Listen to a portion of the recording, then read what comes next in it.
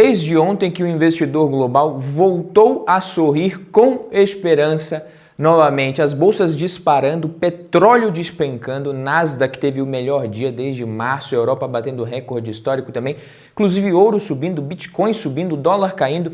Será que agora a maré fica boa de vez para os ativos de risco, bolsa de valores? Será que a nossa bolsa, o Ibovespa, pode voltar a atrair capital estrangeiro? Pode ser que sim, e os economistas até têm um nome para isso, eles chamam de dividendo da paz. A ideia é de que quando você tem uma guerra rolando, essa guerra termina, sobra mais dinheiro, sobra otimismo para todo mundo ganhar novamente. Mas no dia que o planeta inteiro, praticamente todos os mercados subiram, ontem a nossa bolsa não saiu do lugar, e aí fica aquela pergunta, será que esse dividendo da paz vai chegar aqui no Ibovespa? É exatamente isso que eu vou te mostrar nesse vídeo aqui, e o mais importante, o que fazer com a sua carteira agora. Então primeiro vamos descomplicar aqui, o que é esse tal dividendo da paz? A ideia original aqui basicamente simples, quando você tem uma guerra, e essa guerra acaba, os países param de torrar dinheiro, investidores do mundo afora param de buscar somente proteção e esse dinheiro ele volta a ficar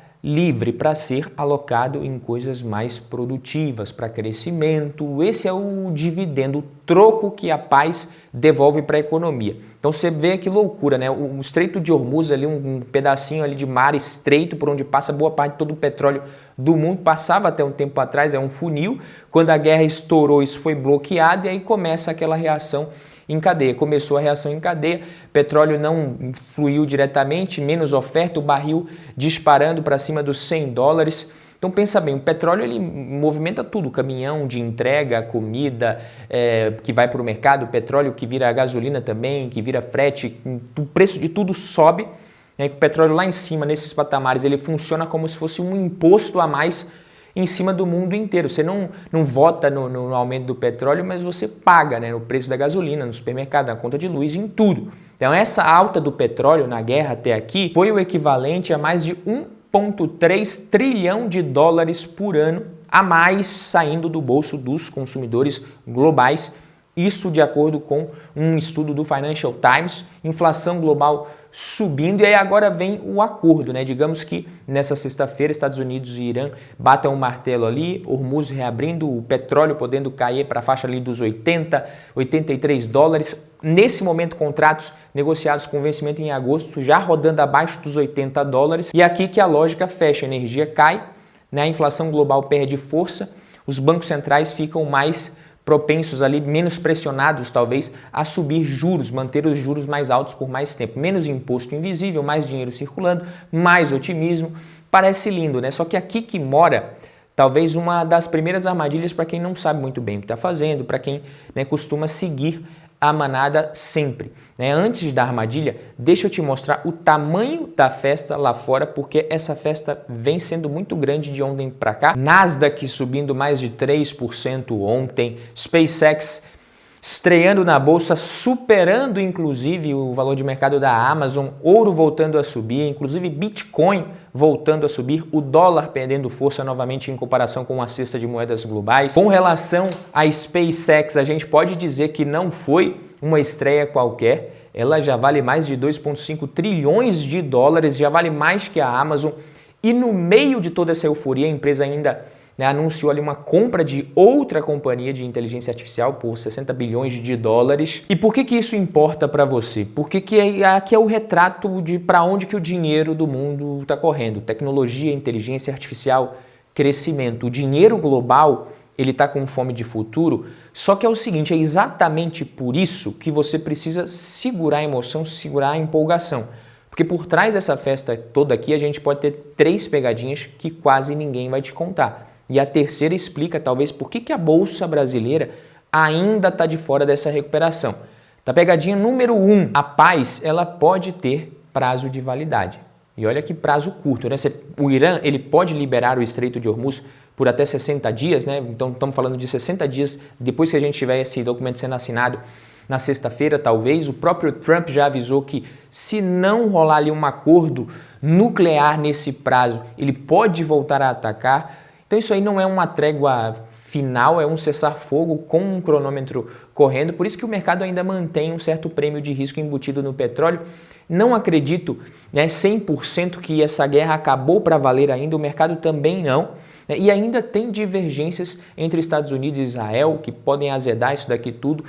A pegadinha número 2, a inflação já foi contratada, não tem mais o que fazer, não acha que o petróleo agora vai cair para $60 de novo e é como se nada tivesse acontecido. Não, a guerra pode acabar, o petróleo pode cair, mas a inflação ela não some de um dia para o outro. O Banco Central ele não corta os juros como se nada tivesse acontecido. O choque do petróleo aconteceu, os preços subiram, já entraram na cadeia, já estão na economia, não tem como voltar atrás, tá? Não tem botão de voltar no tempo, é que nem leite, né? Não dá você consegue parar de derramar, mas você não seca o que já foi derramado do dia para a noite. Não sou eu que estou falando, você tem as maiores gestoras do Brasil e do mundo que já descartam um corte rápido de juros. E a pegadinha número 3, petróleo barato é uma faca de dois gumes aqui no Brasil. Petróleo em queda acaba prejudicando o Ibovespa, pode prejudicar, porque isso é ótimo para a inflação, todo mundo concorda com isso, mas é péssimo para uma empresa que tem um peso absurdo na nossa bolsa, que é a Petrobras. Que a Petrobras, obviamente, ganha vendendo petróleo, se o barril cai, o lucro dela cai junto. E a Petrobras é uma das ações mais pesadas da nossa bolsa, como eu falei. Então, no dia de toda essa festa aí, os papéis da Petrobras caíram mais de 4% e arrastaram a nossa bolsa inteira para baixo. Então ontem e hoje, segunda e terça, a nossa bolsa não está indo muito bem, enquanto o mundo subia, a Petrobras puxava a nossa bolsa para o vermelho, mas isso ainda é só sintoma. A causa mesmo, ela é ainda mais séria. E aqui está o número que explica tudo, 61,3% percentual do fluxo estrangeiro no volume negociado na nossa bolsa. É um recorde histórico. Então, num português claro aqui, mais de 6 de cada 10 reais negociados na nossa bolsa é dinheiro gringo. O que isso significa? Que a bolsa brasileira, ela é sim refém, ainda mais agora, do humor lá de fora. Ela sobe quando o gringo está animado com isso daqui e cai quando ele se assusta, fecha a casinha, independente de como as empresas brasileiras estão indo de verdade, as empresas do índice. E olha a montanha russa que isso criou. Entre janeiro e abril, o estrangeiro despejando quase 60 bilhões de reais na bolsa e empurrando para quase 200 mil pontos, festa total. Aí em maio o vento vira, num único mês o gringo tirou mais de 13 bilhões de reais, a maior fuga em 4 anos, a bolsa volta de ré ali para perto dos 170 mil pontos. Então agora preciso que vocês prestem atenção aqui, porque tem oportunidade e tem armadilha ao mesmo tempo. A oportunidade é que com essa queda, a bolsa brasileira não tá cara, tá barata. Você tem um P sobre L que mostra mais ou menos em quantos anos você precisa para recuperar o preço pago nas ações.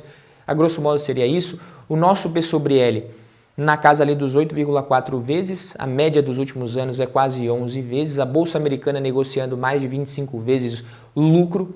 Fertilizantes e diesel tendem a cair, isso pressiona menos a inflação por aqui também, é bom para o Brasil, é bom para o nosso agro, ou seja, na comparação, a nossa bolsa não está cara, é interessante, você pode ter oportunidades aqui e ainda se espera que o lucro das empresas cresça entre 8% e 12% em 2026.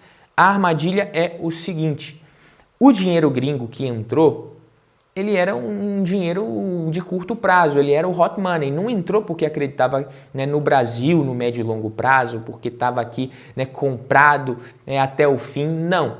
E tem outro fator que ninguém pode ignorar também, que é eleição. Historicamente, foi assim em 2018, em 2022, o Brasil sofre pressão antes das eleições, se recupera depois, não importa muito quem ganhe. Então, se esse padrão se repete, essa janela de recuperação de bolsa barata, isso pode se estender até lá para o fim de 2026, começo do ano que vem. E enquanto isso, o dinheiro pode continuar saindo e indo para onde? Deixa eu te mostrar na prática aqui que eu separei certos ativos que contam a história desse momento melhor do que qualquer notícia. Vou passar um por um aqui. Aqui a gente tem o GLD, o ouro, que sobe quando o mundo ele fica mais inseguro, estava sofrendo. O ouro começou a se recuperar depois de uma grande correção, já sobe mais de 6%, tá? E tem um reforço pesado por trás disso aqui, bancos centrais mundo afora trazendo ouro físico de volta para casa, os bancos centrais repatriando o ouro diante dessas incertezas globais, a insegurança aumentando, conflitos, sanções, tudo isso fazendo com que os bancos centrais queiram trazer mais ouro, não estão confiando mais só no papel ali, eles querem trazer inclusive ouro físico. O petróleo despencando, aqui a gente tem um contrato para vencimento em agosto, como eu falei, caindo mais de 25%. Mercados emergentes que vinham sofrendo aqui desde o começo do mês já se recuperam, já conseguem ali uma recuperação de mais de 8%. Esse ETF aqui, ele junta vários emergentes, então o Brasil acaba pegando carona também, tem uma participação. É claro que aqui tem muito peso de países asiáticos, China, Coreia, o próprio EWY, que é bem concentrado em Coreia, eu vou mostrar aqui também. Você vê que o ativo sofreu uma queda aqui desde o dia 1º de junho até o dia 5, 6 mais ou menos, mas agora já se recuperando, quase renovando as máximas acima dos $200 aqui, o EWY. Coreia que é um emergente de tecnologia que rouba justamente um fluxo que poderia vir para o Brasil também, porque o gringo hoje ele prefere tecnologia, a commodity, talvez nesse momento no curtíssimo prazo, junta tudo isso e a síntese clara que a gente tem o dinheiro ele está querendo tecnologia, está querendo uma proteção mais segura também. O Brasil ele segue mais como uma aposta tática barata e não estão querendo muito bem agora. Se você for investir na bolsa, tome cuidado. Os juros aqui no Brasil eles podem demorar mais para cair. Tá? Esse é o cenário base. Então, quais ações brasileiras sobrevivem ou até lucram de certa forma com o juro lá em cima, o juro permanecendo alto? Nesse cenário, esquece promessa mirabolante, esquece aquela empresa que vai dar lucro daqui a 10 anos, porque o juro quando ele está alto, o lucro do futuro, ele vale pouco hoje. É por isso que a Bolsa do Brasil é desse jeito, porque qualquer um que dependa de juro baixo por muito tempo aqui está ferrado, porque o nosso país ele é hostil ao crescimento. O grosso da sua carteira no Brasil tem que estar em empresas sólidas, que já dão lucro agora, que já geram caixa. Então a gente tem aqui, empresas de utilidade pública, setor elétrico, saneamento, Engie, Sabesp, Equatorial, bancos, Itaú, seguradoras também, Porto Seguro.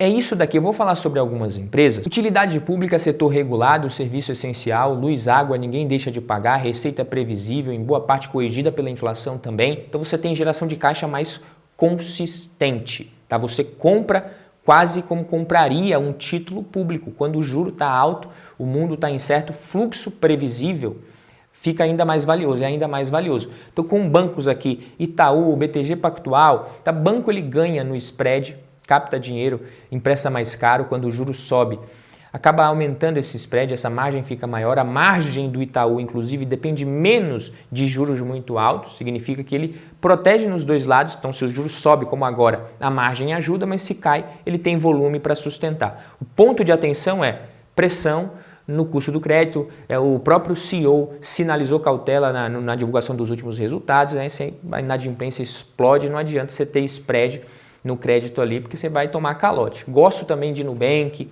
Inter, mas só que são bancos que podem sofrer mais com a inadimplência, caso essa inadimplência dispare ainda mais, tem esse risco. Gosto de Porto Seguro, é uma empresa que tem um ROI acima de 20%, sinistralidade saudável, uma seguradora aqui pagando dividendos trimestrais, quase 20 anos seguidos de distribuição. Como seguradora, o resultado financeiro também é beneficiado por uma Selic mais alta, então proteção de juros ali embutida, além do desconto. Você pega um P sobre VP de 2, parece caro a princípio, mas para um negócio que roda com um ROI acima dos 20%, nós estamos falando de quase 24%, é a qualidade, é o custo da qualidade. Eu gosto de Suzano também nesse momento. Eu lembro que, ano passado ninguém queria comprar Petrobras, PetroRio, e a gente viu no que deu. Não estou falando que é o que vai acontecer com Suzano, que a celulose vai disparar, mas eu gosto, a gente já tem vários anos ali lateralizada, é commodity, é uma empresa interessante, tem um custo bem competitivo. Mas vamos falar aqui de CEMIG, por exemplo. CEMIG é estatal, tem aquela previsibilidade mais clássica de utilidade pública, mas é estatal. Em Minas Gerais tem risco de governança, político. Se você não quer estatal, tem Copel, por exemplo. Copel que está num ciclo de investimento pesado, deve segurar um pouquinho o dividendo no curto prazo nos próximos anos. Acho que o balanço é sólido para aguentar esse juro, mas ela tende a sofrer um pouquinho mais.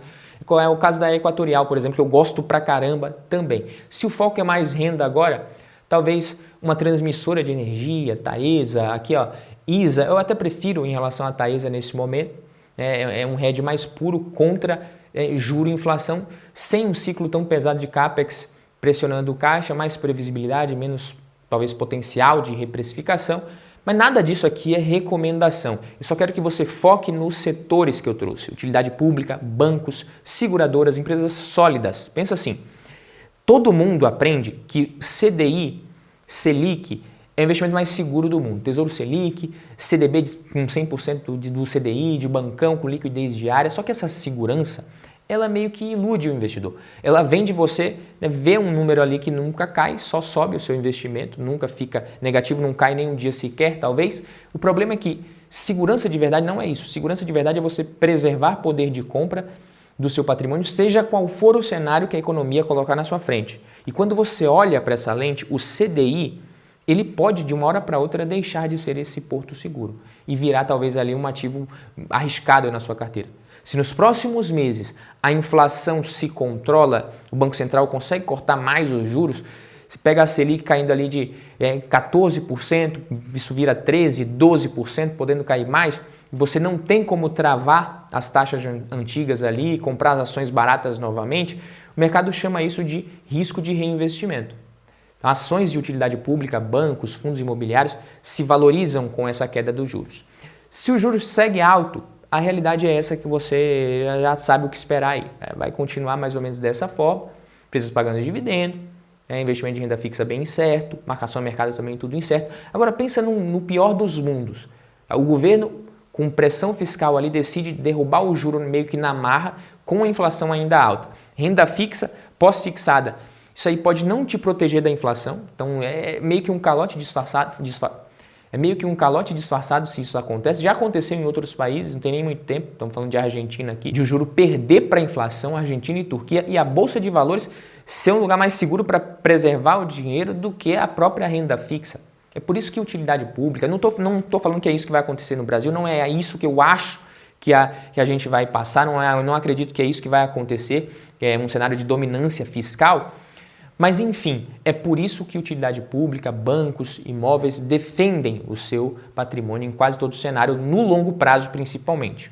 Tá? A tarifa de uma empresa do setor elétrico é corrigida pela inflação, o spread de um banco se reajusta, o aluguel de um shopping, enfim, são ativos com um mecanismo de defesa embutido contra a perda de poder de compra. O CDI, a Selic, não tem nenhum mecanismo desse.